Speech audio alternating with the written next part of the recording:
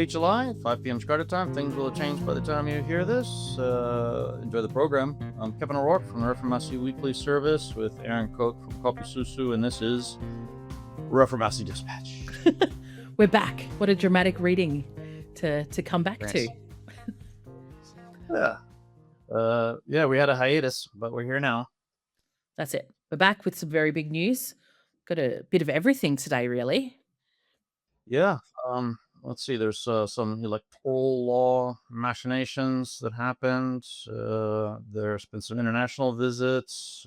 There's some more developments in the Red-White Cooperatives program and the MVP free meal program. And I guess the big thing, though, is the verdict in the Nadiem Makarim case on the Chromebook procurement. Yes. Did you I think that it's a uniquely Indonesian thing to live stream a court verdict like this, because I do it all the time, but only ever for Indonesian news. I think there's a real interesting thing that Indonesia does where it's a moment. You stop and you watch it.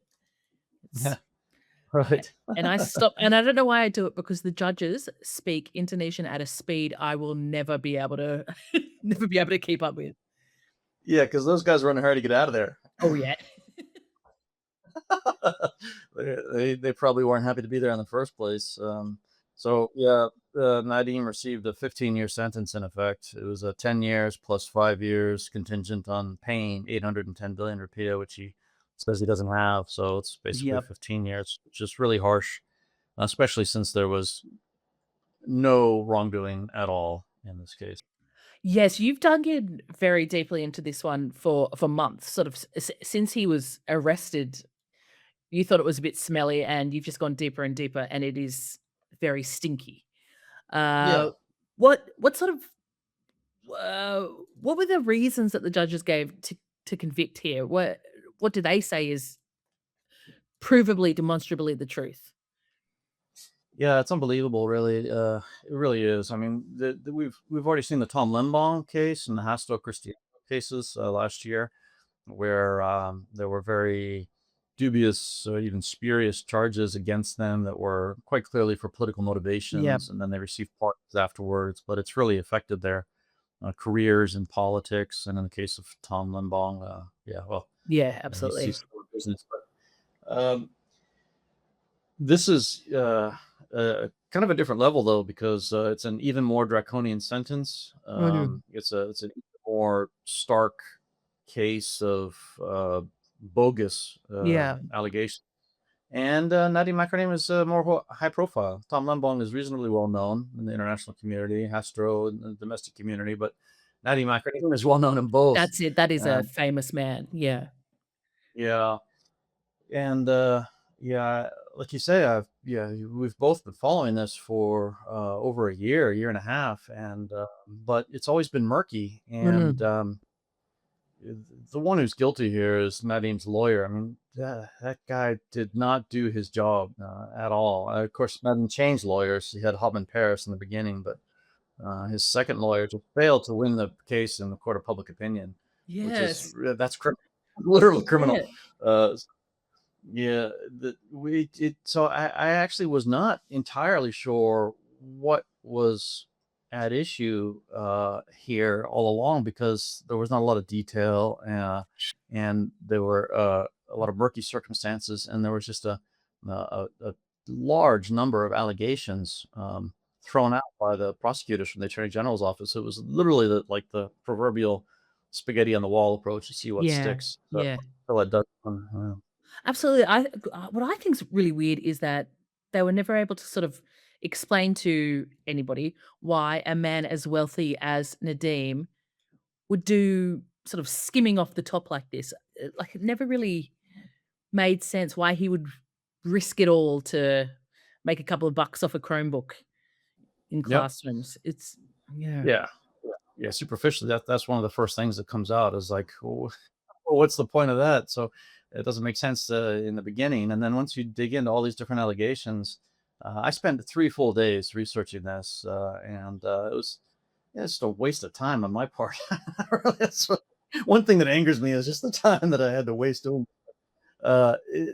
each one of these allegations by the prosecutors was totally bogus. It really was. So, but it wasn't until you dig in do you see that. And what also helped was the added detail that came out in the Ibrahim Arif case.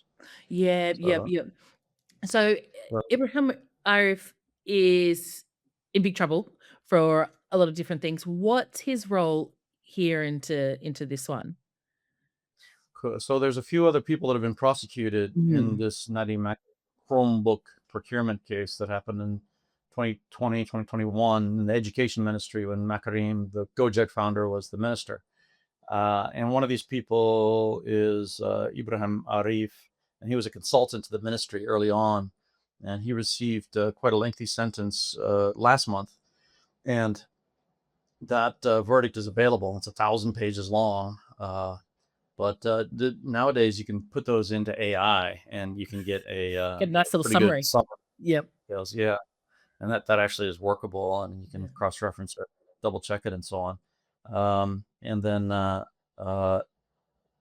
Nadim has been sick, so his verdict came out later, and so his full verdict is not yet available. But it's a lot of the same charges, and it's the same case as Yep. the Ibrahim Arif. And so in the Ibrahim Arif case, it was clear that there's a few things that, like for example, so one of the main allegations is that there was a markup of 1.5 trillion rupiah out of the 10 trillion rupiah program to procure 1.1 million laptops.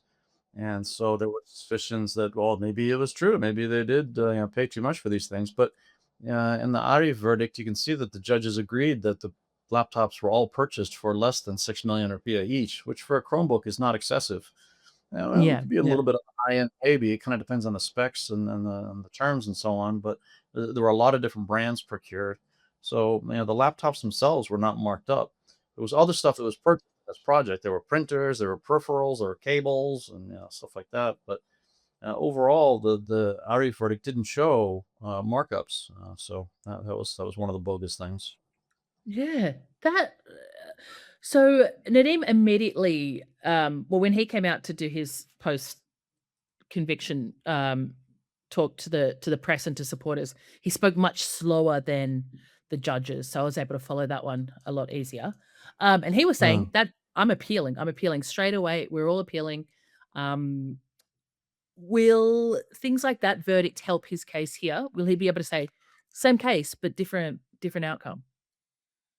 Uh, well, remains to be seen how the judges ruled in his case. But yes, for example, Mm. they produced a different finding on losses to the state in Ibrahim Yeah, Arif's yeah. case. There was 5 trillion rupiah caused in losses to the state, which is completely inexplicable. Mm. And in Yeah. Nadib's case, they said it was 1.5 trillion, so it was a big difference, or maybe it was 2.1. I forget. There's a few different numbers that have been thrown around by the prosecutors and the judges, but in any event, they differed between the two cases, even though they differed between the two verdicts, even though it's the same case. So that's one Yeah. thing. Another one of the things that's bogus, though, that really stands out is the idea that um, Nadine specified the product and brand of item to procure, Mm. and that somehow wrongful. And that's perfectly permissible for in two ways.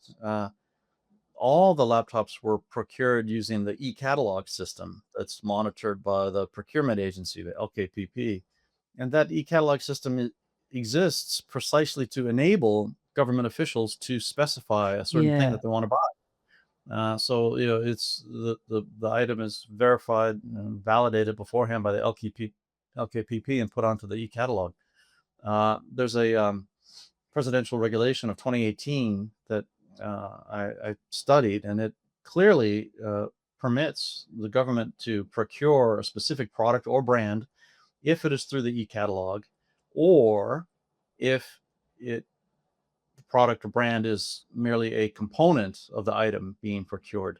And that's precisely what it was the case in this case, because the complaint is that Nadim specified Chrome as Mm. the operating system rather than, for example, Windows or Apple.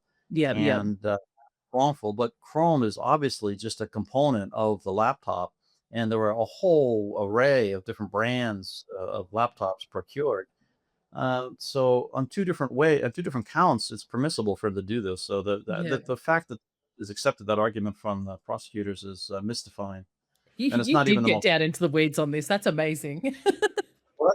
No, that was the easy part. That was the easy That's part. The other one was the main thing with 810 billion. That was absolutely astounding. So the judges said that uh, Nadim benefited to the tune of 810 billion rupiah because, see if I get this right here, the way that they put it together. What they said is that um, it was a quid pro quo with Google, which invested in AKAB, Yeah, was PT yeah, Anak PT Aplikasi Karya Anak Bangsa. That's the company that Nadim and others founded in 2010. And at that time, 2010, Nadim had a 21% stake in PT AKAB. And it is the parent of Gojek. They used AKAB to establish Gojek. And the way that it works in the tech world, as everybody on the planet knows, is that when you found a company, you start to sell down the shares. You never found a company with a minority stake and then acquire more shares. That yep. no one does that in the tech sector. So Nadim only ever had a maximum of 21% of these Mm, shares. He certainly has never had 100% of the shares, and that's important, which I'll get back to in a minute. So AKAB then in 2021, supposedly, according to judges, took 810 billion rupiah from uh, uh, Gojek, although they didn't even express it as that. It's not even clear what they were saying. What actually happened in 2021 is AKAB carried out a straightforward, simple, standard debt equity swap, which is something that lenders and creditors and borrowers and parents and subsidiaries do all the time. So, as the parent company, AKAB had lent 810 billion rupiah to Gojek at one point, and then Gojek was preparing an IPO in early 2022, and so ahead of that, you want to clean up the balance sheet to make things simple and straightforward and comprehensible for an investor. And so, instead of having this outstanding borrowing from the parent on Gojek's balance sheet, Gojek and AKAB agreed to convert that loan into equity. So yep. it's a debt equity swap. Uh, so whether that benefited AKAB is debatable because it depends on whether they wanted debt or whether they wanted equity and what was the value of the equity. What did the share price of Gojek do, or did it go up or down? So it's not even clear that AKAB benefited. The Yeah. judges say that Nadim benefited, which is even more outrageous. How could he have benefited? He was only ever a 21% owner of AKAB at the At max, most, and never. yeah. And he says that he didn't have any shares in AKAB in 2021, so he wouldn't have benefited at all from this, even if there was a benefit. Furthermore, so that's not even the worst of it. The worst of it is that the judges said that uh, AKAB and Gojek were able to do this only because Google bought shares of AKAB, and that's outlandish. So they said that you know, AKAB needed the money from Google in order to do the debt equity swap, which you don't need money for a swap because it's a swap. That's precisely what the word means is you're swapping. There's no need for a capital injection from anybody. So that didn't make sense. And then furthermore, the judges said that the reason Google did that was because Nadim arranged to buy laptops using their Chromebook operating system. It's just stupid. Yeah, and plus that Google purchase of shares happened later in 2021, so the timing's not even right. Plus, Google had been buying shares of ACAP since 2017. They bought massive amounts of shares of Yeah. ACAP. This got nothing to do with the debt equity swap, and it's got nothing to do with Nadim. So the judges were just basically just saying, okay, how can we tie the fact that uh, Google sold operating systems and laptops to the education ministry under Nadim, and Nadim took a benefit. So they looked and they Mm, found this deal with this'll do it. Nadim's that had a number in it. They'll here's a number. So let's say that he benefited from that number, and let's say that it's a quid pro quo from Google because it's just smoke and mirrors. Smoke and mirrors is what. In The Big Short when they have to bring in Anthony Bourdain to explain the mortgage crisis, that's what I need right now. Yeah. Is Well, I mean, is it's it simple though, and was it's the like corruption court, what capable of this case? Or is this The Who? corruption court, Yes. like, Yes, they that are. they Yes, should have they're perfect. been this shouldn't have been The Big Short to No. them. Yeah, No, no, a debt equity swap is just like a very ham common. sandwich for Yeah, yeah, anybody in the business world, and the judges need to know that. Now, and okay, so maybe some of the judges that were legal experts, and they say, "Oh, this is a bit complicated for me. I don't really understand it." Well, then don't convict somebody to 15 years if you don't know what you're talking about. Recluse yourself or something. So it's just it's really terrible. These judges, they perpetrated this a travesty of justice on Nadiem, which is sad. They've damaged the tech sector investment oh, sentiment, which is yeah, there's millions of Indonesian kids who are never going to have a laptop now because nobody in their right yeah, mind is ever going yeah. to buy laptops for school kids anymore in Indonesia. Uh, and that's not even the worst. What angers me most, though, is that these judges just assume that nobody in the world has a human brain. They just electric. It's just an affront to intelligence, basically, an affront to human intelligence. Was a bad verdict. So anyway, yeah, that was my week there. Anyway, What do you make before we move on, what do you make of the sort of long-running theory that this is, Jokowi related? This is clearing house from Jokowi era, legacies, people, programs. Because at first it seemed, there was a lot going on, but as we get deeper into the case and now to conviction, I'm less convinced. Or maybe it's taken on a mind of its own, I suppose. yeah, yeah, indeed, yeah. I think yeah, it's hard to say. There's a few different explanations for the possible motivation for the case. Yep. One is that this, yeah, does pertain to the power struggle between Prabowo and Widodo. Maybe it's a way of going after Gibran somehow. I Yeah. think there was some cooperation and collaboration between Gibran, who at that time was just the son of the president Mm, back in mm. 2021, wasn't a vice presidential candidate. Um, and yeah, he and his brother Kaisang did have business dealings with Sinar Mas, for example, and separate Oh, yeah, they were busy ventures. boys for a while there, yeah. Yeah. So, were they somehow implicated or complicit in this? Just because that's uh, um, superficially, sort of circumstantially speculating, there is apparently apprehension on the part of the Prabowo camp about keeping Gibran on the ticket for Mm, 2029. So mm. maybe this is a way towards angling towards having a rationale for finding a different running mate in the Yeah, next election. That's one possibility. that's an Another is that interesting it's just a question. personal animosity between Prabowo and Nadine. Mm, That's possible. Another theory is that there's just ministry insiders who really had a grudge against Nadim for the way in which he ran roughshod over the vested incumbent interests in this very powerful, huge ministry. mm. And so then they brought this out against him, and then it took a life of its own. But I don't buy that because I think that this decision was so high profile and so outlandish that these four judges, there was a dissenting ruling, by the way, of a Yes, five judge yeah. Were you surprised camp, that but there the was four, one dissenter?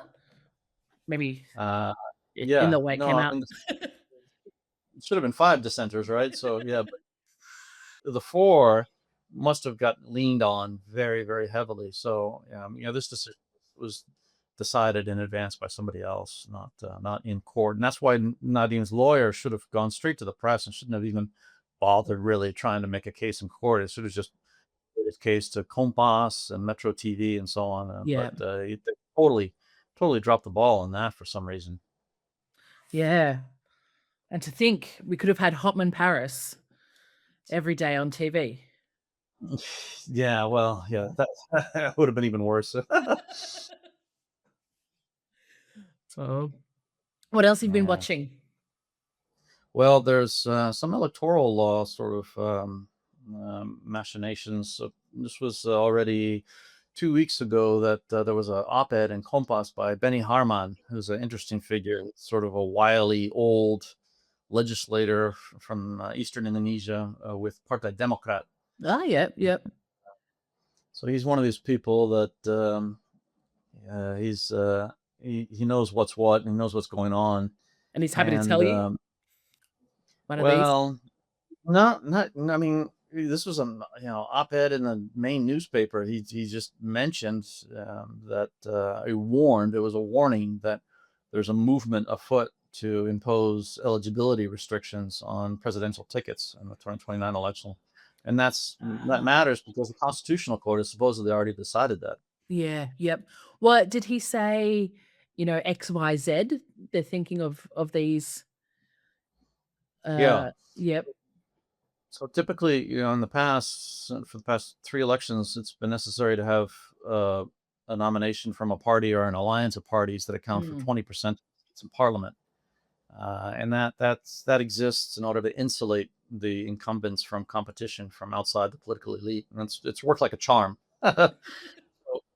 um, the Constitutional Court earlier this year, back in January, said no more of these electoral thresholds. Tickets still need nominations from parties because that's in the Constitution, yeah. but no more 20% of seats stuff.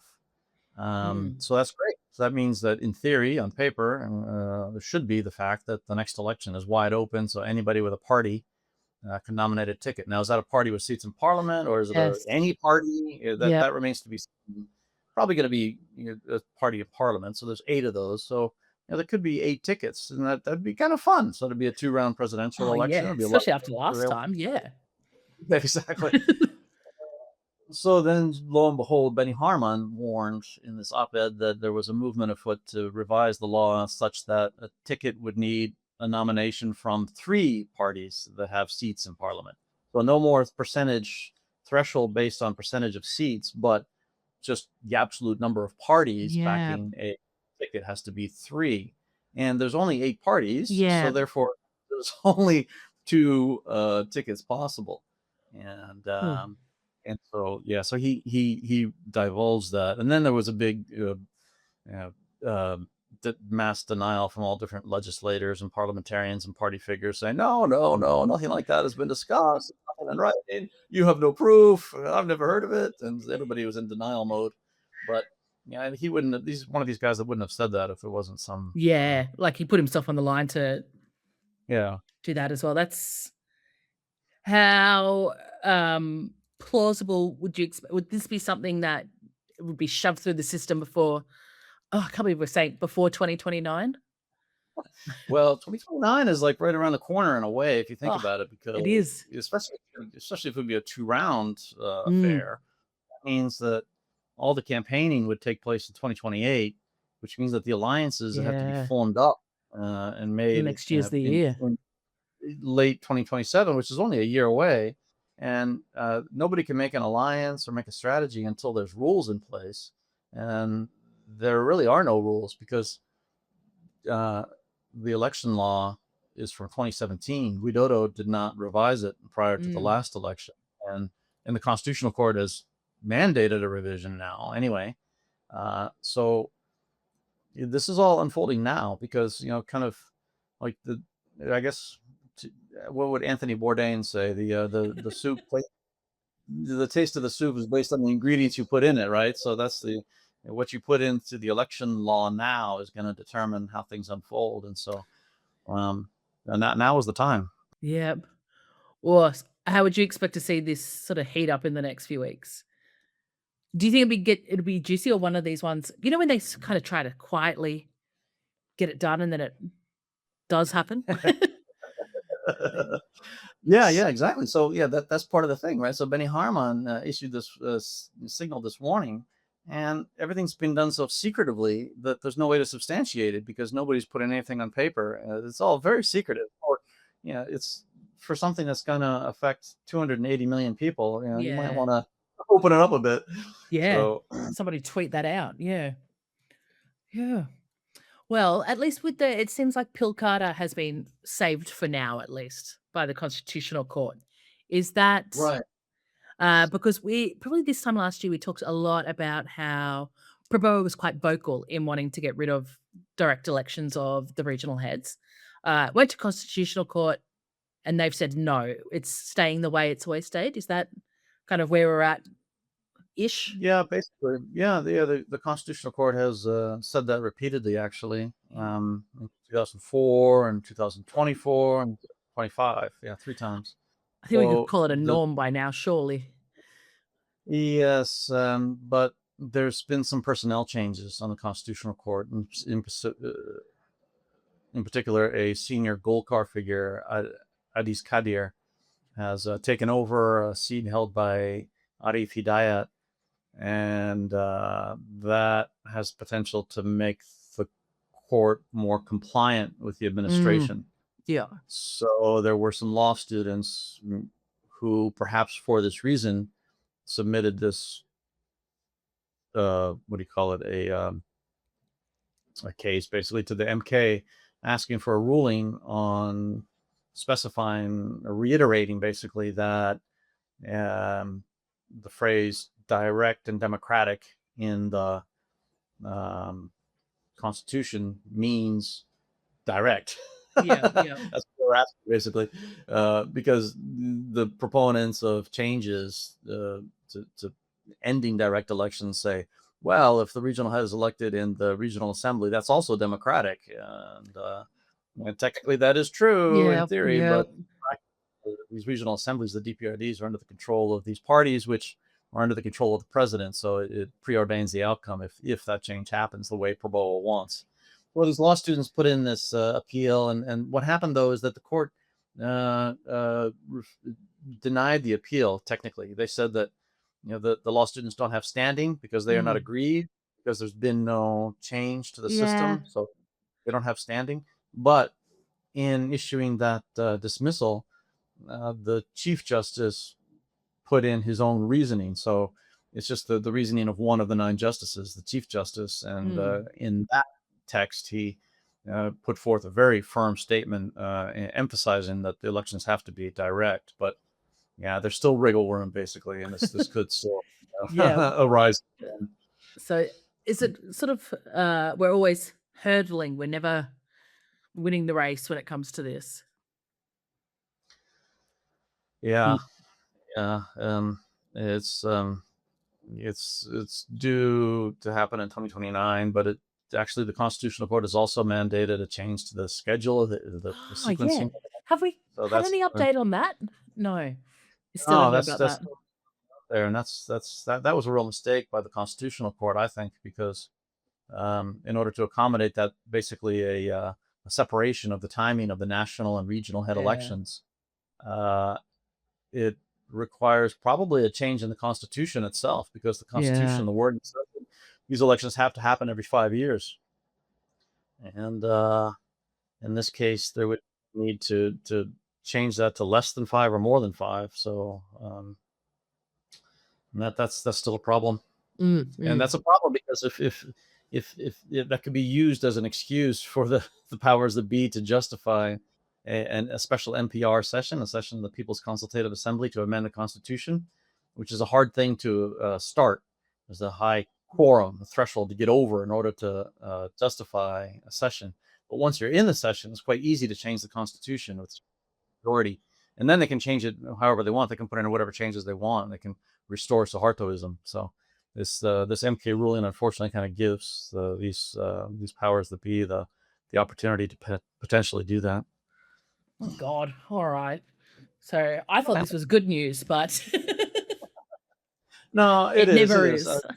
Yeah, yeah. No, it's because basically, if there, the other thing now, of course, there was the student demonstrations last month, right? So that's going to be at the forefront of the thinking, and so any move to really perpetrate egregious changes to the electoral laws, or especially the Constitution, is going to trigger a real backlash from commentators, observers, and critics, and potentially even student demonstrators. And so the basically Prabowo's window for doing this is really narrowing.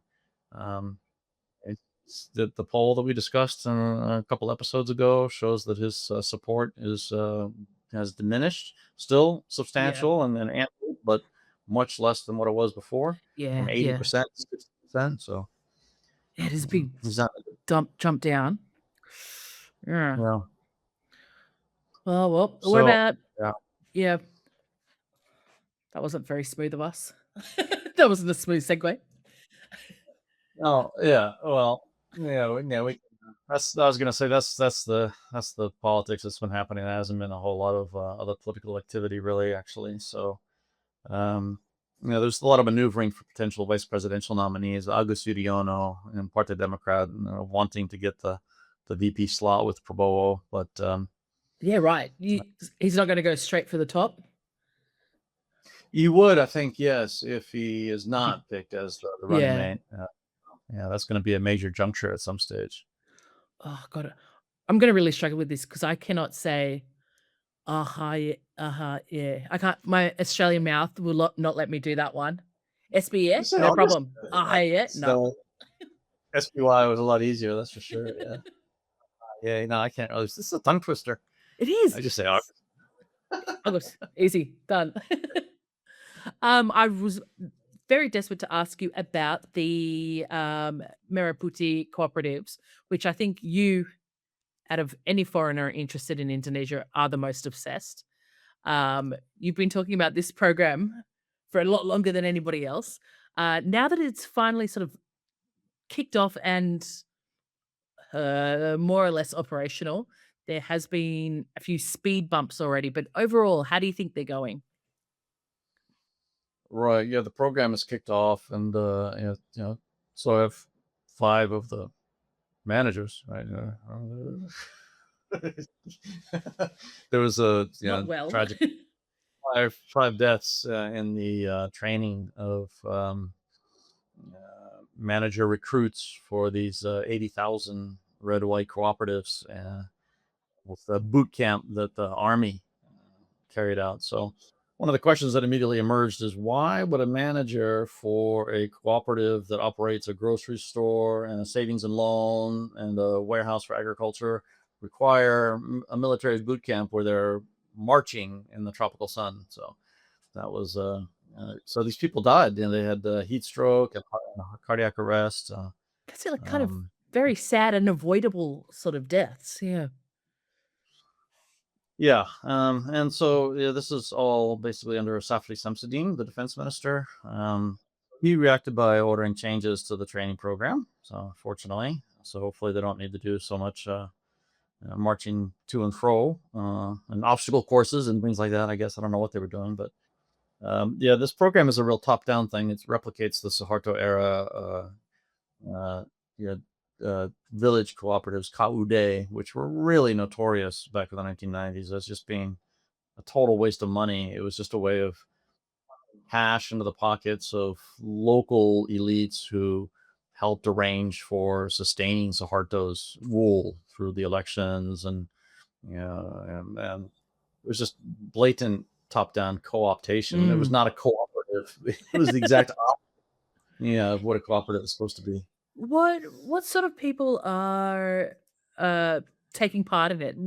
Who are these managers? Is it sort of these sort of small town local hero type of guys? Or is it, hi, I need a job, I'll do this? Right. Well, given that they're undergoing military indoctrination, it suggests that they are not yet loyalists. They need to be made into loyalists. So, yeah, there's plenty of recruits, of course, because it's a good job by Yeah, any yeah, a absolutely. lot of people. So, Yeah. I guess that's precisely why they have to go through this program to find the ones that are going to be with the ideological program. Mm. What I've been watching a lot this is terrible, but, oh god, Indonesians are so good at the internet. There's been a bit of a trend video at the moment of what you have to do when you go to the local, Kopdes, grocery store, and you have to salute everybody, and you have to march in there. You have to tuck your shirt in, say, "Hey." So, Right, good. I All wonder right, if, that's my healthy perhaps not satire. getting the respect that Prabowo expected it to. Yeah, there's also videos showing that the Kopdes grocery stores just send a truck over to the warehouse where the Indomarets and stock up on all the things Maret has. Right. Just pack up and come back. Yeah, that's perfect. But I don't know, I Uh, find it really interesting the sort of a weird parallel between this and the free lunch program where it's, something that Prabowo's far more passionate about these 2 in terms of his domestic, policies than he is about anything else, and free lunch program is very, very popular as we discussed last time, but they both are such enormous, enormous programs rolled out very, very quickly that don't seem to be doing what he thought that they would do. So I wondered how this is gonna look in a year or so once they're really up and running. right. Yeah. I mean, yeah. They're both sort of in a tenuous spot right now because they've both been affected by indications of pretty severe systemic corruption. The MBG, there's all sorts of revelations about abuses and the spending and the arranging of kitchens. And in the help desk program, they imported a vast number of four-wheel drive trucks from India. And they didn't use an e-catalog for that. You know? Uh, so, they're both tainted already, and they've both been scaled back. And so, one of the for the for the economy and the international perceptions and the financing of the government debt, these programs matter because there's a big perception that they pose risk to the fiscal balance and potentially can make pressure for inflation. And so there's been a perception, I think, maybe by some that the cutbacks are therefore positive because it shows that the government is aware that it's necessary to keep things balanced. But I'm Yeah, not so sure that's not that's. what's happening. I think these cutbacks are because they haven't been able to get the money out the door as fast as they Yeah, want. yeah. Okay, that's interesting. Program, yeah, with the MBG program, the initial budget was over 300 trillion rupiah, and through May they had spent 88 trillion. So they were just way off the pace, and so they might as well cut it back because they're not going to reach the number anyway. And then by cutting, it looks as if they're doing the right thing and being sensible. So, and then similarly with the COP test, they cut it down from 80,000 communities, which was just never a That's feasible crazy. real, Yeah. down to 40 for this year. Yep.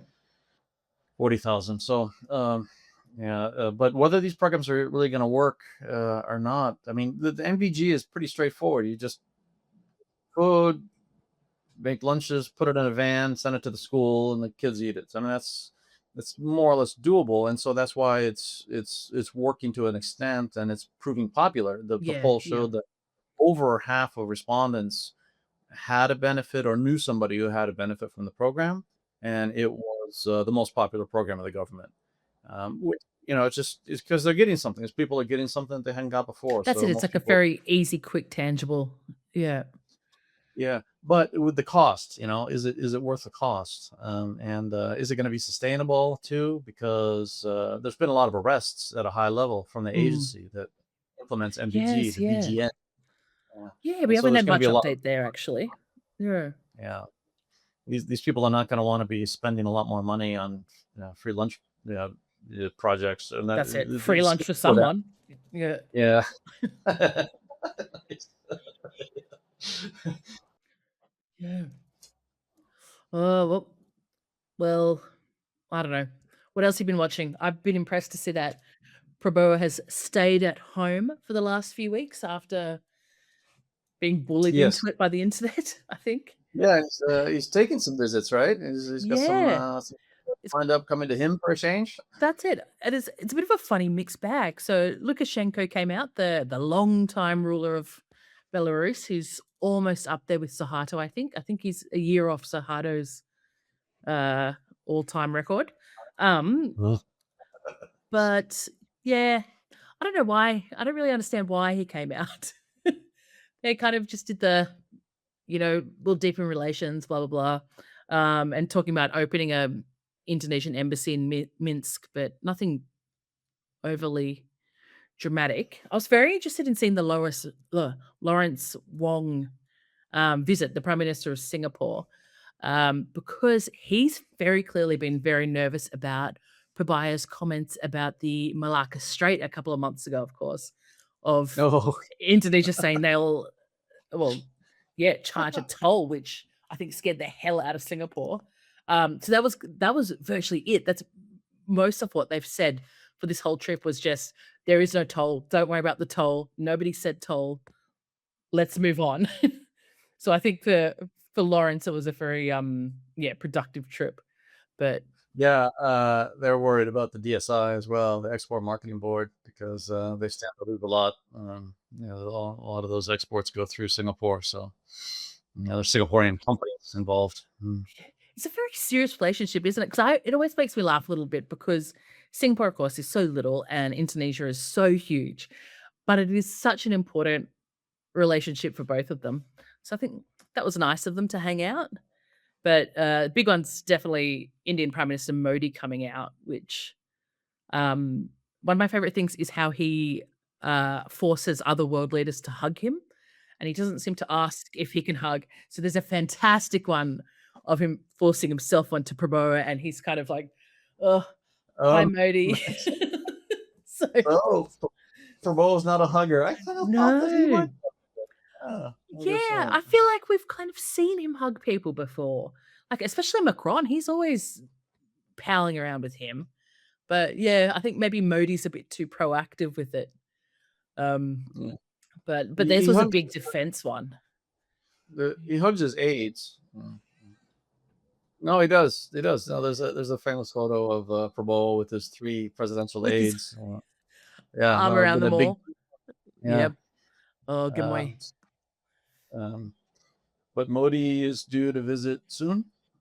Modi's just swung by. So he's doing a bit of a tour. Like he's gone from Jakarta. He'll be here in Australia, I think probably tonight, and then off to New Zealand and then back home. So I think he's kind of knocking us all out at once. Which is probably the way to That's do it. good. I mean, that's great. I mean, this high level diplomacy is a great thing. That's Mm.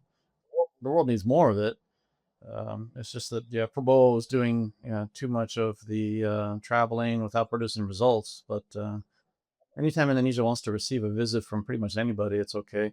When it comes down to Alexander Lukashenko, I mean, yeah, That might be it, pushing I, it, but there's so much interaction with Russia and Belarus. Because Prabowo went to Minsk last year and actually went to Lukashenko's house as well, which is well outside. So that's a deep dive, that's it. I by think definition. he likes that kind of like that side of the world sort of aesthetic, doesn't he? That real Yeah, because yeah. these guys have been in power for decades, which thinks might be Which doesn't nice. sound too bad to Yeah, as his father-in-law was, right? So I think, I always really wonder what it is they talk about and whether it's about Mm. how to bring it about, how to arrange things so that you don't have to worry about NGOs and parties and elections. And Yeah, Putin is the expert on that. that's it. Or Mm. well, that is one thing that he didn't go and do. So, the ASEAN Russia thing, sorry, ASEAN, the ASEAN Russia summit, um, took place a couple of days after we last spoke, so maybe 2 weeks ago. And that was a really big deal. Mm. But and Prabowo was meant to go until the day before it began, and Sugiyona went instead, and Prabowo, stayed at home. That was the same weekend as the, student demonstrations, though I don't think they were big enough to prompt his decision to stay home. I think maybe there was just a bit too much. It was a bit too hot for him to leave so quickly, again. So I wonder if that's why he stayed home because he does like going to Russia. But that would be like the 3rd time in 6 months or something. So maybe maybe he's sick of it. Yeah, yeah, it's interesting to see him exercise sort of caution or be sort of tacitly accepting the criticism, which was Yeah, very pronounced from students that yeah. too much travel. That's yeah, very explicit, wasn't it? Yeah.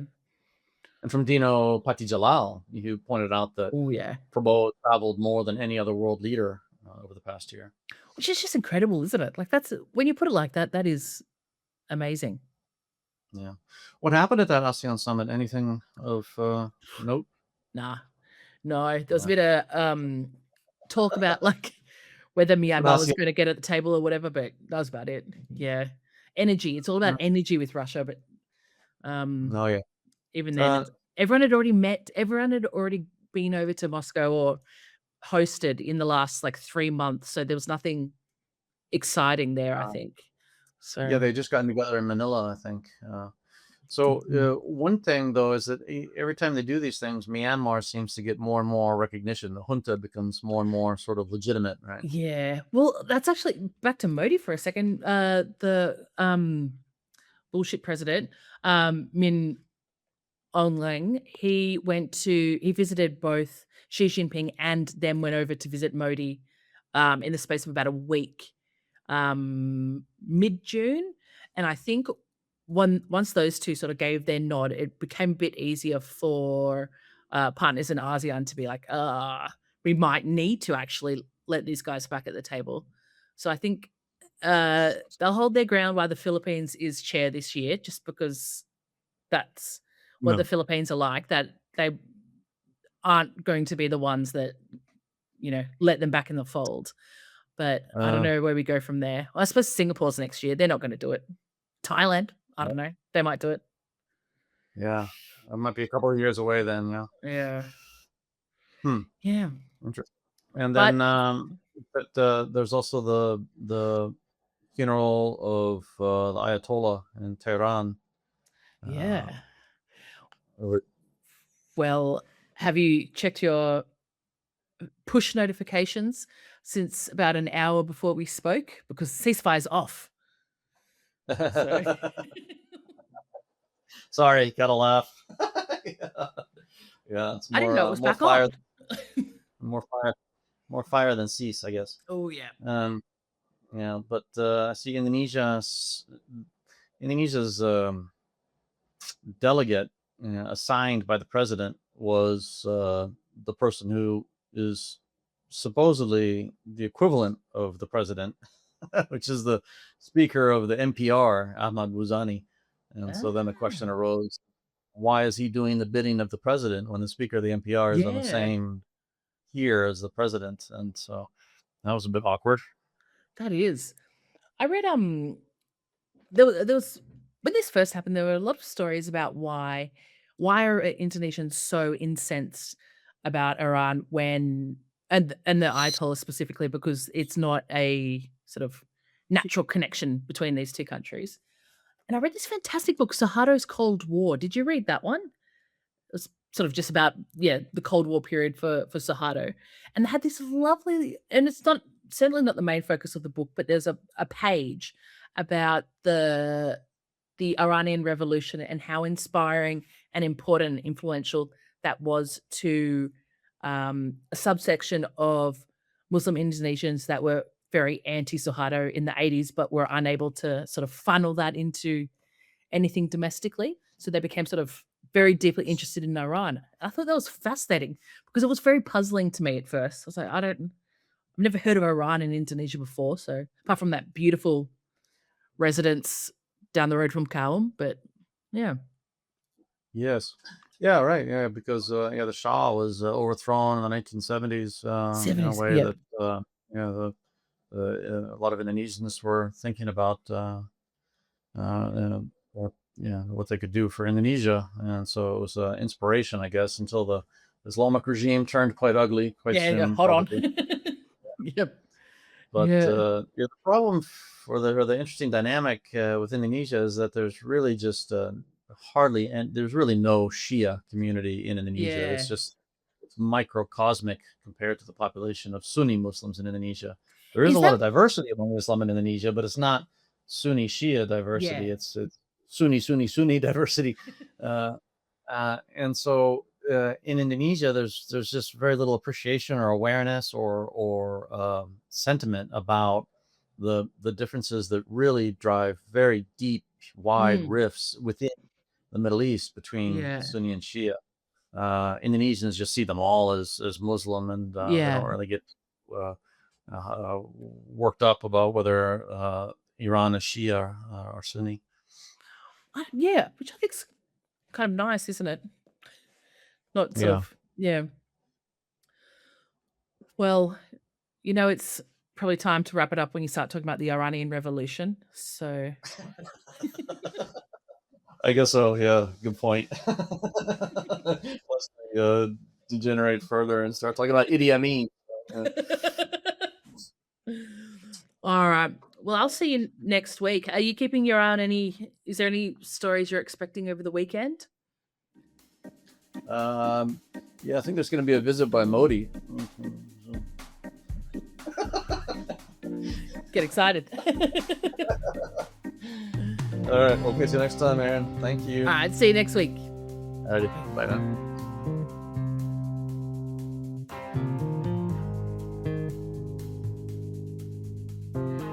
And that's the pod. Our editor is Stephen Hendogo. Music by Blue Dot Sessions. To get a free trial of Kevin's newsletter, head to reformasi.info and check my newsletter, Diary Mullet Care Mullet, at diarymullet.substack.com. I'm Erin Cook. We'll see you next week.